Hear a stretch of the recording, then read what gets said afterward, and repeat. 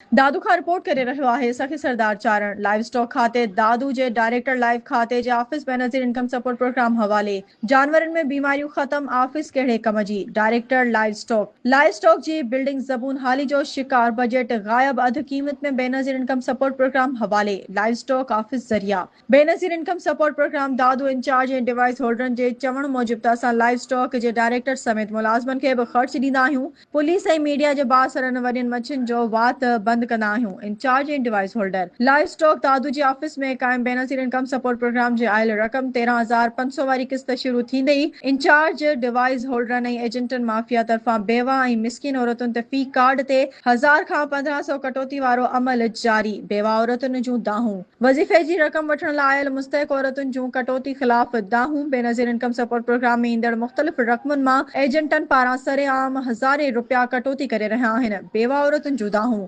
Benazir income support programme बदनज़मी जे वर चढ़ियल आहे। बेवा मिसकिन औरतुनि जी तस्लील कई पई वञे। Benazir income support program livestock office समेत शहर जे मुख़्तलिफ़ इलाइक़नि में डिवाइस होल्डरनि का दुकान खोले छॾिया। इंचार्ज समेत डिवाइस होल्डर ऐं एजेंट माफ़िया बेवा मिसकिन मुस्तहिक औरतुनि रफू चकर करे छॾनि था। बेवा औरतुनि जूं दाहूं कूकू Benazir income support programme Sindh जे डीजी हसास इदारनि सेशन जज दादू, डीसी दादू, एसी दादू ऐं ॿियनि आला इख्तियारनि खां मुतालबो था करियो त बेनज़ीर इनकम सपोर्ट प्रोग्राम जा मिलंदड़ रक़म ऑनलाइन कया वञनि, जीअं बेवा मिसकिन मुस्तहिक औरतुनि जी रक़म मां कटौती न करे सघनि ऐं मुस्तहिक औरतुनि खे पंहिंजो जाइज़ हक़ मिली सघे। बेवा औरतुनि जूं पुकारूं साढ़ा 13 हाँ 1000 कटे दो।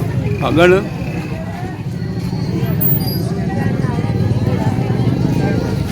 साढ़ा 12,000 मिलिया थी। हाँ घणा कटिया अथनि भेण? 1000 हिकिड़ो 1000।